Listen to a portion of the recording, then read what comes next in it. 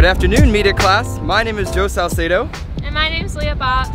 And welcome to our video, going without the 4 major media sources for 4 hours. Right now, we are on Fort DeSoto Beach. It is beautiful out here. It's a little windy, but it's very beautiful. It's awesome. We figured we wanted to try and find things that could keep us occupied during these 4 hours and try and keep it interesting for you guys. You know, rather than just like sitting on our beds for 4 hours, like staring at our ceilings or whatever. Like, what are some activities that we usually do that we're not necessarily on our phone?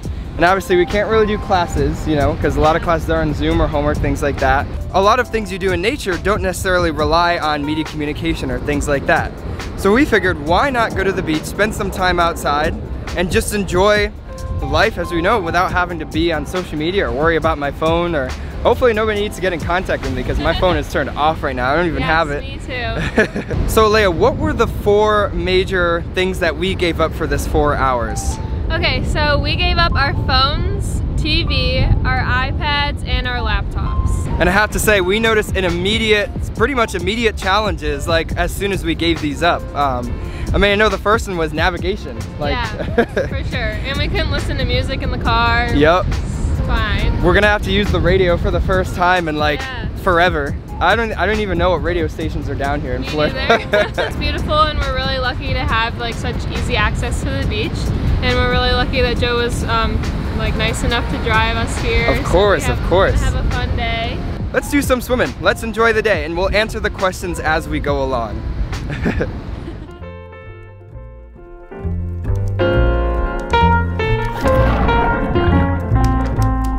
So to further answer the first question, was it hard or is it hard? Because we're still in the process, we're still in the 4 hours right now.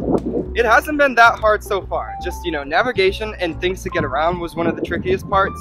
And then also, like, when I went back to the car to grab the questions, I was like, oh, you know, I should check my phone to see what's going on. And I'm like, no, I can't. Yeah. And like, you know, like that phantom phone pocket feeling, do you ever get that at all? Yeah, sometimes. If I don't have my phone, I like start to freak out. And Yeah. I'm like, oh, it's fine, like I don't have it.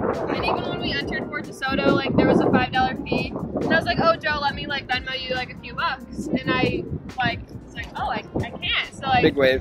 We have to make sure that, like, figure that out after. Right. But it was Right. funny.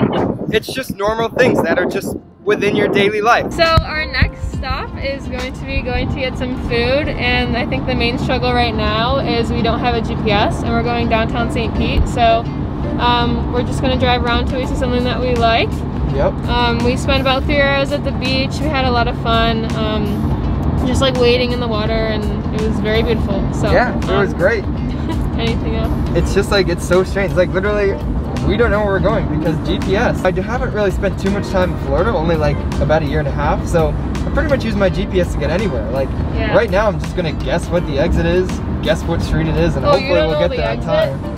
And here we are with a little bit of confusion and wrong turns later. We made it downtown.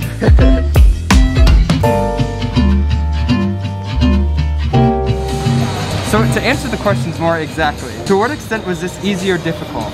I think the way that we planned it out, it wasn't that bad. I feel like for me, once when I get rid of my phone and once when I don't have it with me, it becomes a lot easier just to sort of like, you know, remove yourself from it. Like, if I had my phone on me right now, I would always have that constant urge to check it and to want to like see what's going on. But just, I feel like having the phone away definitely helps out a lot. Yeah, absolutely. And I know that I feel like a sense of ease without my phone. Sometimes you go into like a really quick panic and you're like, oh, like, I don't know what time it is, or like, I can't contact someone. But if you really step back and think about it, I think it's really good for your mental health, and it's really important. So the difficulty we talked earlier, and it was probably just navigation, but Joe did a good job and he got us here all Thank you. We made it. I think it was easy just because like we've known each other for a little bit now, and like we just like, it wasn't awkward. We just like had a good conversation at the beach, and yeah, we did. We just like enjoyed the nature and killed some time, got some food.